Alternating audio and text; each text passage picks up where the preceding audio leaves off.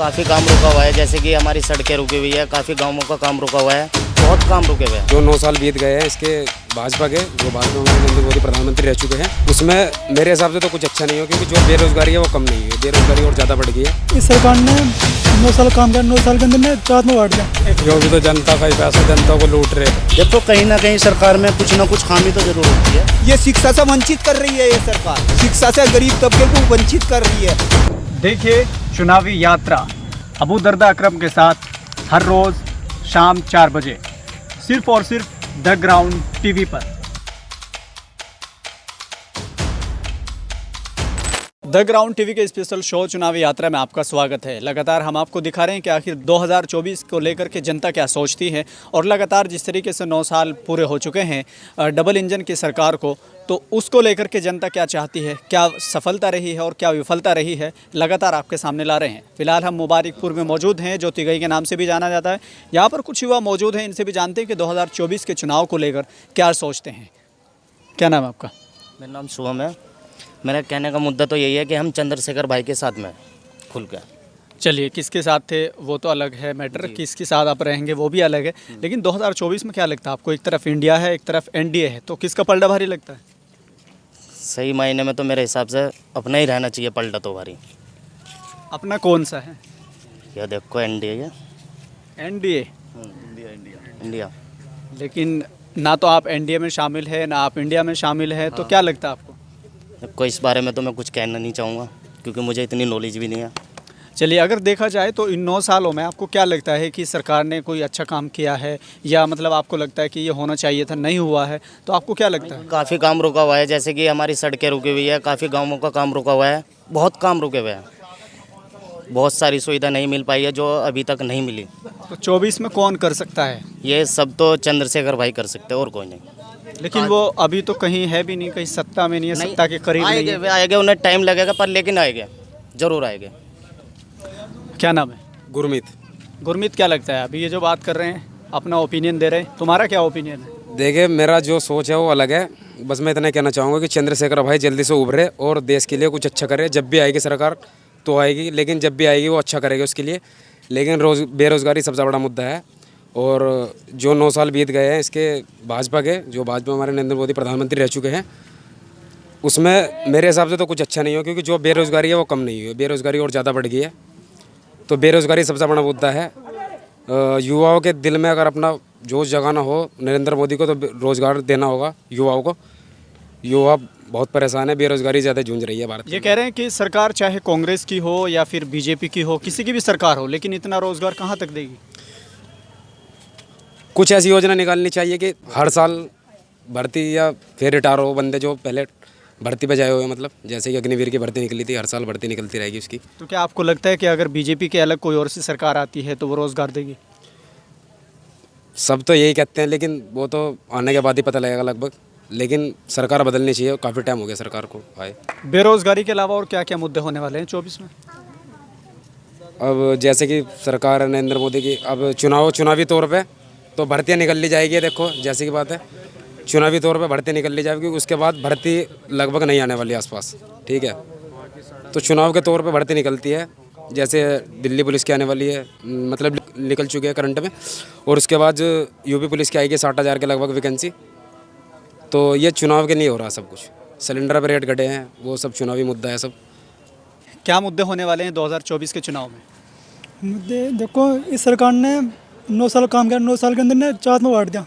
ने हिंदू मुस्लिम पैदा से ही कर दी, और उन्होंने और भाई भाई काट दिया सरकार ने। ये सरकार एक नहीं करती और फाड़ता है बीच में से ही। तो ऐसा कौन सा दल ऐसा लगता है, या कौन सी पार्टी आपको लगती है कि जो सबको एक साथ लेकर चलती है? वह जो है आज़ाद स्वतंत्र पार्टी, जो है जो इकट्ठा कर रही है, वो भी समाज, जनरल, SC स्टेट, ये सब एक कर रही है काम। ये सबको जो इकट्ठे करके एक मिशन संगठन पैदा कर दिया, सबके अंदर अच्छी भावना पैदा कर रहे हैं। किसी के वालों सबके लिए अकेले खड़े हो जाए, कुछ भी कांड हो जाए वहीं पहुंच जाए भीम आर्मी, ये संगठन।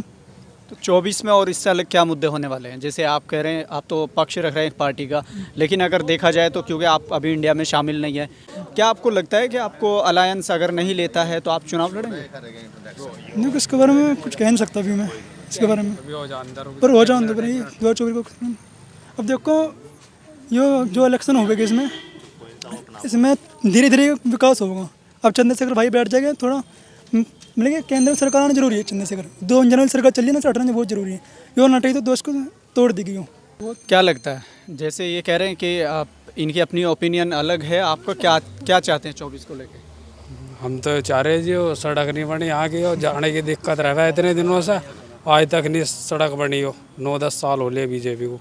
लेकिन ये कहा जा रहा है कि जैसे डबल इंजन की सरकार है तो ये कहा जा रहा है, ये कहा जा रहा है कि रोड अच्छी बनवा दी है और साथ में राशन मिल रहा है, और क्या चाहिए? राशन का अपने घर से दे रहा कोई यो भी तो जनता का ही पैसा, जनता को लूट रहे। लेकिन ये कह रहे हैं कि पहले कांग्रेस पार्टी थी, वो भी तो दे सकती थी आपको। नहीं, कांग्रेस भी अपने समय में अच्छा काम करेगी, बढ़िया काम करेगी, ऐसी बात नहीं। लेकिन बीजेपी ठीक नहीं है, जातीय व्यवस्था और धर्म वरम इनके बारे में ज़्यादा बात करें। तो 24 में क्या क्या मुद्दे होने वाले हैं आपके? 24 में तो ये सबको रोजगार मिले, बढ़िया अपना शासन प्रशासन ठीक चले, ऐसे नेता मंत्री चुने जो अपना ठीक काम करे, ऐसे ना चुने दलाल है। तो बीजेपी वाले सारे दलाल है, ठीक नहीं है, ये सब डेढ़ आदमी है। क्या नाम? मेरा नाम मोहित कुमार है, ग्राम मुबारकपुर। मोहित, कैसे लगता है, एक तरफ जैसे ये लोग अपनी राय रख रहे हैं 24 के चुनाव को लेकर, तो आप क्या चाहते हैं 24 में? देखो, हमारा मानना यह है कि विचारधारा को लेकर सरकार को कायम रहना पड़ेगा। विचारधारा ठीक होगी तो शासन प्रशासन भी ठीक होगा। तो क्या लगता है आपको कि विचारधारा सही है कि नहीं है? बीजेपी की तो विचारधारा ना के बराबर ही है। बीजेपी का तो काम सांप्रदायिक दंगे, शिक्षा रोजगार जीरो। अच्छा, ये कह रहे हैं कि हमने बहुत काम कर दिया, विकास की नदियाँ बहा दी है, जो हाईवे बना दिए गए हैं और लाइटें बहुत अच्छी आ रही है, पहले लाइटें नहीं आती थी। तो आपको क्या लगता है? देखो, ये तो कुछ अच्छाई भी है, कुछ बुराई भी है। ऐसा नहीं है कि पूरा ही टारगेट बीजेपी को करना है। कुछ काम ठीक भी कर रही है, पर कुछ जनता के हिसाब से नहीं कर पा रही है। वो कौन सी चीज़ें आपके अकॉर्डिंग जो बीजेपी सही कर पाई है, और वो कौन से काम है जो सही नहीं कर पाई है? आपको लगता है कि वो कौन कर सकता है? बीजेपी में देखो, कुछ काम सड़कें को लेकर ठीक हुआ है, कुछ काम गलत भी है। शासन प्रशासन कहीं ना कहीं चूक करता है, गाइडेंस ठीक नहीं है, ऊपर से नीचे लेकर भ्रष्ट है। लेकिन ये कहते हैं कि पहले समाजवादी सरकार थी, उसमें बहुत ज़्यादा करप्टेड अधिकारी हो चुके थे, बहुत ज़्यादा रिश्वत देते थे, लेकिन अब उस पर कंट्रोल किया है। देखो, कहीं ना कहीं सरकार में कुछ ना कुछ खामी तो ज़रूर होती है, ऐसा तो नहीं है कोई 100% अपना दे दे। समाजवादी में भी रही होगी, कुछ ऐसी वो नहीं है। लेकिन इस बार आपके और इससे अलग मुद्दे क्या होने वाले हैं? भाई, इससे अलग तो मुद्दे हुई है हमारे युवा जो परेशान फिर रहे, जनसंख्या ज़्यादा बढ़ रही, इन्हें कैसे मेंटेन किया जाए? रोजगार, शिक्षा, गरीब आदमी को क्या चाहिए? रोजगार, शिक्षा, चिकित्सा। अगर यही ये कहा जा रहा है कि देखिए पॉपुलेशन इतनी ज़्यादा बढ़ रही है कि इतनों को नौकरियां कहाँ तक देंगे हम? तो कहीं ना कहीं मैनेजमेंट की कमी है। मैनेजमेंट भी ज़रूरी है होना। भाई, उसको देखो कि पॉपुलेशन का क्या कारण है। कहीं ना कहीं लोगों में संबंध अच्छे नहीं हैं, उस चीज़ को सरकार को कहीं ना कहीं कोई कदम उठाना पड़ेगा। तो आप सरकार को क्या संदेश देना चाहेंगे जनरेशन को लेकर?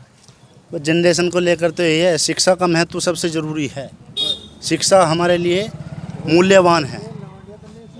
शिक्षा वो शेरनी का दूध है, जो उसे पिएगा वो धाड़ेगा। उसके लिए शिक्षा ही ज़रूरी है।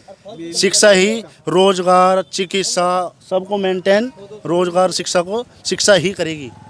क्या नाम है चाचा? My name is mister Gopi. All is well, all is not well. ये दोनों चीज़ें कैसे एक साथ हो सकती है? ठीक है, साथ उठेंगे, साथ बैठेंगे, साथ मिलजुल के कार्य करेंगे, तभी उस देश की, राष्ट्र की, परिवार की उन्नति संभव है। जब तक दो आदमियों के मन का बैरभाव नहीं निकलता, तब तक शांति हो ही नहीं सकती। और जब शांति नहीं हो सकती तो विकास भी नहीं हो सकता। तो क्या लगता है, जैसे ये खेत में खरपतवार के उगने से खेत और फसल दोनों को नुकसान हो, ऐसे ही आपस में चलते रहने से बैरभाव से पूरे समाज को ही नुकसान हो। और जब खेत रहेगा तो खरपतवार भी उगेगी, जब जन समुदाय में रहेगा बोलना चाली भी होगी। लेकिन खाई बढ़ती जा रही है इंडिया में। अब ये भूखलंड इंडिया हो गया। अब इसका जिम्मेदार कौन है? इसका जिम्मेदार we are firstly and lastly, we are Indian firstly and lastly, but unity, denotement, uniformity, our distinction feature of a nation. Unity is within diversity. There are many caste, culture and tradition and different language every part of India, but we are one India. अच्छा, ये India में ये cast in India और casteism in India, Bharat में जाति और जातिवाद, ये खाई बढ़ती जा रही है। ये लेकिन विकास क्या- नहीं है। क्या ये पहली सरकार में नहीं होता था? अब जब राष्ट्रपति का बेटा हो या मजदूर की संतान और सबकी शिक्षा एक समान, ये मुद्दा होना चाहिए। चिकित्सा, स्वास्थ्य, इस पर ध्यान दिया चाहिए। Education is the key of unlocking the world, a passport to freedom.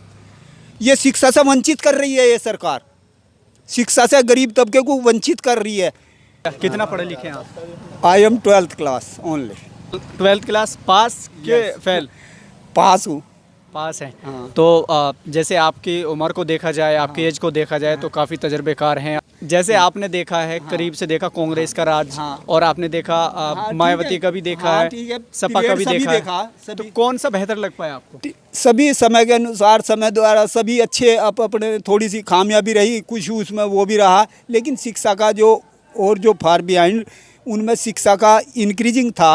अब इतने 10th 12th में हायर एजुकेशन में इतने एजुकेटेड नहीं हो रहे बच्चे। स्कूल में सीटें भी खाली पड़ी हैं, मन उब गया, क्योंकि जॉब मिलता नहीं, जॉबलेस है, सबको तो जॉब नहीं दे सकती भाई। लेकिन ये कह रहे हैं कि जब इतनी ज़्यादा पॉपुलेशन बढ़ेगी तो population सबको है, नहीं दे तो सकते। फैमिली प्लानिंग का कोई और रास्ता उन्हें एजुकेटेड किया जाए। मेन शिक्षा का माध्यम है, शिक्षा ही उन्हें बदल सकती है।